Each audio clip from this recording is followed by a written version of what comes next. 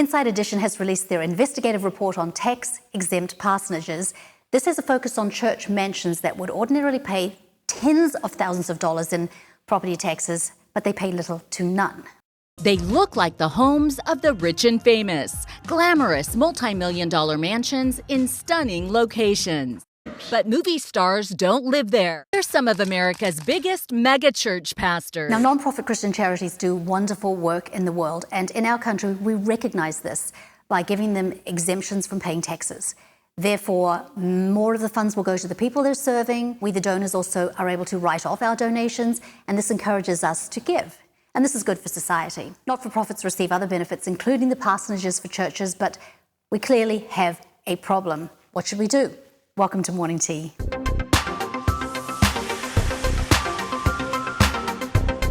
Hi, I'm Joanne Jolie. Glad you're here. First, we shouldn't be amazed at this corruption. From the first days of the church, fraud has reared its gross head like Ananias and Sapphira, who wanted to look godly, but they were just liars. And we have been warned specifically about false teachers who know that godliness is a means to financial gain. Out of my home, and I see it, or how it's spread out, and I look at all that God has blessed me with, and I thought about walking off. I'm glad I pressed my way. I don't care what you think. You want to know how big it is? It's 40,000 square foot. This is disgraceful, and of course it has the appearance of evil, specifically greed. Why anyone in those audiences stayed another second is shame on them. But among you there must not even be a hint of sexual immorality or of any kind of impurity or of greed, because these are improper for God's people. With unscrupulous wolves in the church, we need to be wise. We should only give when there is full transparency. The 990 is a financial report that all tax-exempt organizations file annually. This is a public document, so the IRS can assess if the organization still meets the requirements for tax-exempt status, and also so that donors can be confident that their dollars are going where they think they're going. Churches have not been required to make their 990s public because they're generally a community-based organization with a local board of directors who can keep proper order and accountability. But unfortunately, there's a trend among non-church Christian ministries to identify themselves as churches and then withhold their financial records from the public. And this includes mega churches and their TV branches. We've got names such as Joel Osteen and Joyce Meyer, among many others. I never, and I would counsel anyone never to give to any organization without first pulling up their 990, which can be found here on guidestar.org. You'll be able to see how much the directors are paying themselves, what percentage of the income is actually getting to the people they serve. You know, this is our responsibility as good stewards of our resources. And I say that all churches should start voluntarily making their 990s public as well. If they won't, they should be questioned as to why they won't.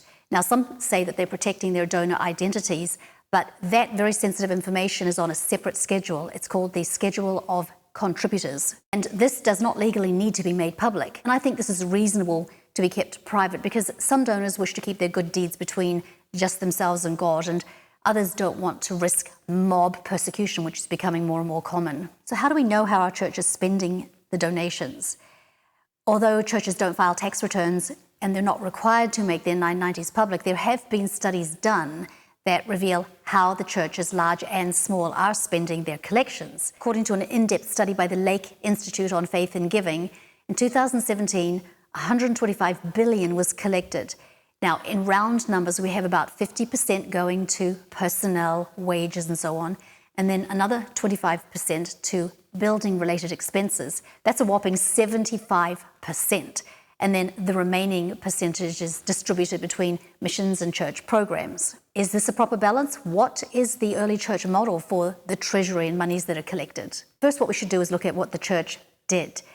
The early church met in homes for the purpose of devoting themselves to teaching and to fellowship, the breaking of bread, and prayer. And this meeting in homes went on for at least a couple of decades. There's no suggestion whatsoever that the Christians pulled their funds together for a central building to meet in. Although the business of churches owning real estate is not going away, home church solves many of the problems that are rampant in our institutionalized churches.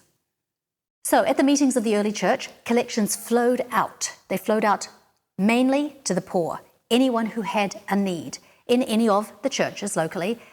Specifically, widows are mentioned, and also to other churches outside of their area. Also, monies were for the support of the leaders. The elders were worthy of their pay. They're worthy of double pay. Now, Paul set an example. He sometimes worked and supported himself for a couple of reasons. First, he did not want to be accused, as other false teachers were of his day, preaching Christ for personal gain. He didn't want anybody to be able to say that he was doing that. And he also sometimes did not want to place any additional burden on a poor church. So let's get back to the megaparsonages. Here's what it ought to look like. To help out pastors like Jason Fishburne, who lives in a more modest home with his wife and family where they host church events. Everything from hosting gatherings to letting people come stay when they're in crisis, making meals for people out of your kitchen. It's the kind of job that really becomes more of a lifestyle in many ways. They say what little money they save on their property taxes is crucial to help make ends meet. Things would be much tighter for us, for sure, without the exemption. But take a look at these megachurch pastor examples. This home, owned by Redemption Church, where Pastor Ron Carpenter lives, is listed for sale on Redfin for almost $8 million. This preacher pad may be the biggest of all the parsonages in America. The mansion behind me is where Pastor Jesse Duplantis lives. It's located outside New Orleans, and he has said it cost about $20 million to build. And he often brags about all the valuable artwork inside. But records from last year show neither Duplantis nor his church paid a single cent in taxes on this property. I have the biggest house of any preacher in America. Anna. To me, those houses look more like a fortress than an open door. And I don't know how a person could justify that being an extension of the church. Yeah, it's discouraging to see how far these guys have diverged from the teachings of Jesus. So in this case, their tax-exempt parsonage is used to support the preacher, whose doors are open to the needy and the church family that they are serving. And this is in line with what the early church leadership taught, and at the very least, it may be time, as good stewards, to take a look at our giving. Thanks so much for being here. Leave your comments below, and remember, look for the blessings. They're all around you.